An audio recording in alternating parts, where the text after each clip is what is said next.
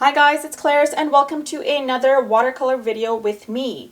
If you are new to my channel, please consider subscribing as I put out a lot of new videos that come out on a weekly basis that have a lot to do with watercolor and sometimes Procreate app as well on the iPad Pro. So for today's video, we are going to be doing leaves. And for my brushes, I have my number 4 Silver Black Velvet, my Escoda number 2, and Silver Black Velvet number 8. I have my palette ready by Lisi Arts, who's available on Instagram. So if you like these palettes, you can definitely order yours from there. For my colors, I have my St. Petersburg colors, and I am just going to show you which colors I'm using by using the chart, the swatching chart from the Hello Clarice G Watercolor Challenge I did in May. So we've got the yellow ochre, I've got indigo or turquoise, bright blue or Prussian blue, emerald, and I have yellow. I'm not quite sure which yellow I'll be using, so I picked both of them, but yes, these are the colors I will be using for today. So putting these aside, we are about ready to begin. So the leaves I am focusing on today are going to be the eucalyptus leaves. So we're going to try and do something fun, something eclectic, bright, and almost abstract looking with a lot of loose, flowy watercolors. So hope you guys are ready. Oh, and don't forget to keep your spray bottle handy because we're definitely going to be using the spray as well. So let's start off by mixing some color. I forgot to inform you of the little bowl of water for our watercolor and also our little dabby towel that we are going to need. Just going to move this over and bring these color cakes here so we can do some mixing. Now the dominant color I want is going to be the emerald. So just going to get some of that on here. I tend to use the emerald not too much because it's so bright, and I guess I use so much of the carmine that I don't use much of the emerald. And for those of you following me for a while on my channel and Sunday live painting sessions, I use the carmine quite a lot. So the next thing I'm going to use is the bright blue. I'm just going to mix that over here. And then finally I'm going to get some of the turquoise indigo and just mix some of that over here. So you can see we've got like a super dark color, then we've got two of these little bright colors that might add some nice pop. And then let me just get a little bit of the yellow handy and mixed up on the side here. If you want to replace the yellow for, say, maybe the carmine, try it, why not? Let's see how that goes. And then finally I want to mix some of the yellow ochre. This might be a good balance because it's not as bright as some of the other colors or even dark. So I'm just going to keep this handy. And I think we are ready to begin. So mix the colors. I'm going to dominantly most likely be using the number 4 and the number 2 for our sprigs of leaves. Alright, so I'm going to swap off the color, the little bowl of water, for something that's a lot more cleaner. And we're going to start off by spraying our sheets. So as soon as you spray, if you find there's too much puddling happening,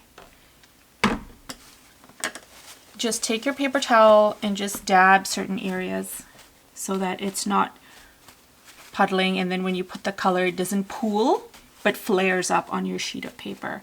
Now I've sprayed it very randomly, so there's no real technique or method to my madness. I'm just kind of going with the flow. And now we're going to start off by adding a stem first, and then once the stem is done we're going to kind of go ahead and add some leaves starting from the bottom up. You want the leaves at the bottom to be the most I guess, the biggest in size, and the ones at the top to be a lot tinier. So that's what our plan is. So I'm just going to move this ever so slightly this way at a slant. So I'm making sure that you can see it all. And we are going to start off by first laying down, using the number 4, I'm getting some of the indigo, and I'm just going to do a stem happening right here. And then once I have that, mixing off some of the color, I'm going to get some of the green, and I'm going to start off by doing, actually no, we're sticking with the same color. We're getting some of the dark hues, and we're going to start off by doing some big, nice rounded shapes touching the center of the stem that we've just laid down. And keep your color cake handy because you might need some nice dark hues happening directly from there. And I'm kind of even leaving some white space, and these are like oval shapes that I'm doing on the stem. And then just going back in and dabbing some darker hue right onto the stem and at the beginning of the leaf. And then I'm going to do some tinier ones at the very top, the exact same manner, but on a smaller scale at the top. And then as I go down, some of them are going to be almost like there's only one overlapping, because it's supposed to be almost like a hazy looking abstract piece of art. But you can tell that these are eucalyptus leaves. All right, so now that I have that, I'm going to wash off most of this color, and we're going to go in for the emerald. And now that I have some of this emerald, I'm going to add a little bit of it onto this side here. And then I'm going to add some on here as well.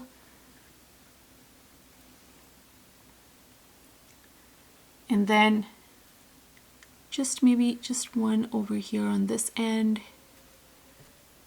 And then I'm going to wash away the color, and then I'm getting some of the blue that we have and add some of that blue as well. And you can see that I am trying to get some darker hues just at the center, like we did with the blue at the very bottom. And then as we're going down, we're kind of making sure it's like large to small, and different variations and hues of the colors that we have happening. And I'm just going to dab some of this light, bright blue that we have onto the bottom area that we have here. And then I'm going to do the reverse for the top. So it's literally trying to get a good enough blend of these colors into one another, so we get a nice enough abstract blending painting almost to this. And then for this part, I'm just going to do like one line to indicate almost like it's one leaf. Just like that, this way. And that is the whole concept. We're going to do a couple more of these extending out. And so same thing, just like we did previously, we're going to do one. Let me just make sure I got a little bit of nicer blends happening before we move on to this next one, okay? So I'm just adding another stroke right down here because I want to see it kind of blend into our stem and the leaves that we've done. And now once I'm satisfied with that, we're going to kind of go ahead and do a couple more stemming out and give it more direction. So getting some color from here, I'm going to get an extension and have it, I think we need to spray a little bit because things have kind of dried down. So spray a little bit there. And possibly, you know what, just a little bit there because I want it to blend out. So let's do one stemming off this way. And I love that little pattern that it's doing. And I'm going to allow it to do its thing, its watercolor thing, while I'm just extending this downward. And now I'm going to get some of the, without washing this off, I just got some of the brighter blue that we have. And I'm just creating these leaves starting from the very top. And you can see the blend that I have, because I just kind of dipped it into, without washing it off, I'm getting that color. What I'm going to do right now is wash it all off and get some of the emerald, which I think I dropped because I can't find it. Where's the, oh, here it is, sorry. Getting some of the emerald. Time is of the essence because we've got this water. I'm going to blend some in here. We're doing the exact same motion like we did for, or strokes like we did here. We're going to get some happening over here on this end. And it's just oval shapes that we're doing. And I'll just get some happening over here as well. And kind of skirting around these other, I guess, leaves that we've done. Okay, so that's enough of the green. I'm going to try and add some of the yellow, guys. I'm just adding it a little bit here and there into the greeny areas. I don't want it to be overwhelming, so I'm not going to do it too much all over, but I got some happening there, and I'll just put some over there. Now going back to my blue, I'm going to get some of the bright blue this time and get some nice bigger leaves happening. And then maybe just this leaf touching the green one over here because I want there to be a seepage of color almost. And then extending it over here. And now just getting some of the indigo turquoise and just enhancing the stem. So I want the stem to be enhanced. And these leaves, I can just make them standard and very almost flat, so they don't have the shape like the ones at the top. And it gives it a little bit of a break. But you can see it's a very abstract looking painting so far. And let's just do a darker version of the leaves at the bottom. They don't have to be overlapping, they can just be kind of in this manner. And we're leaving it at that. So we've done that. And now I think we'll just do one more coming up this way. So for this third one, I want it to be a lot thinner and less detailed than what we have happening so far with all of these at the top here, because this is almost kind of jumbling, so we want a little bit of balance. So I'm going to take some of the darkest color, which is the indigo, and I'm going to create one happening this way, or maybe not even like a curve, but just a straight line like that. And we're going to start off by doing the top petals of it, or sorry, leaves. I'm so used to saying petals all the time that we're going to do it just like that. Tiny little leaves, eucalyptus style. Dipping the tip of my brush in water, I'm going to do a couple of like larger ones down here, because I want to place them sporadically on the stem and then decide where the rest goes. Let's do one over here. And then I'm going to get some of the other blue that we have going on, and I'm just going to create like, this can be the one that's just holding it together. And then using the same blue, I'm going to create some more, kind of just almost touching the one at the bottom. Just like that. And then as we go lower, we're going to space it out a bit. And then this one can just be flat, because some of them are oval in shape and round. Some of them are just flat. Some of them it's just like one going across, one line going across. I'm going to get some of the green now and add some of the green over here on this end, because this bit at the top is still damp. And I'm going to get some, and this next green, I'm just going to make it go all the way across.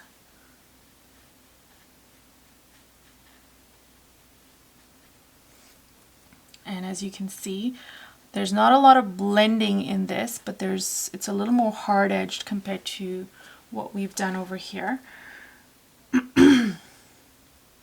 And we'll continue. And at this point, I'm just using the tip of this brush to get some of the blue, the indigo, and get a little bit of a variation in color here.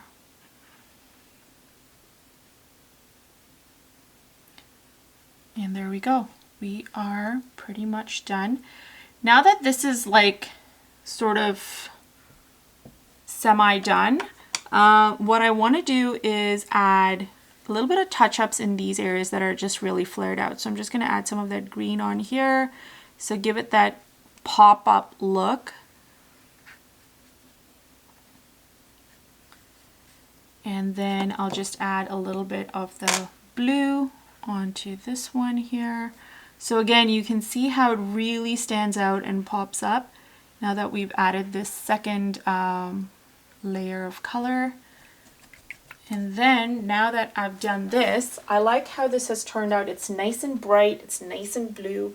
I want to go and highlight a couple of areas with the yellow. So we've got some of that yellow here, and I want to make sure I can get some happening, maybe like a little bit here, a little bit by this green area here, maybe just a tad bit over here on this area. I'm just looking at the areas where things are still damp to get a little bit of a blend, and I'm just adding it in there. The thing about these colors that we've picked, they all blend in really well with one another, so it doesn't matter if any of the blues are still good or any of the greens even, they all blend in and give you a pretty color and they look like one. We didn't end up using much of the ochre, but that's okay. And then finally, I want to do one more spray, just a little bit at the top, and let's just see what we get. Or actually not even at the top, you could even do it on the side here, because this is the area that's still damp for me. But maybe I'll just try the top first. Yeah, see, the top wasn't very damp for me, so I'm going to do the bottom. Just like that. So I wish my spray had a little more pressure to it, because then I think it would have been a nicer spray effect. But this is okay. I am not going to crib about it. It's all about getting natural looking effects. And I quite like how this has turned out. And so finally, I think everything is pretty much good. I'm just going to do one more stem protruding from this area, because it is 3 of them. And then finally, I want to do a little bit of a splatter.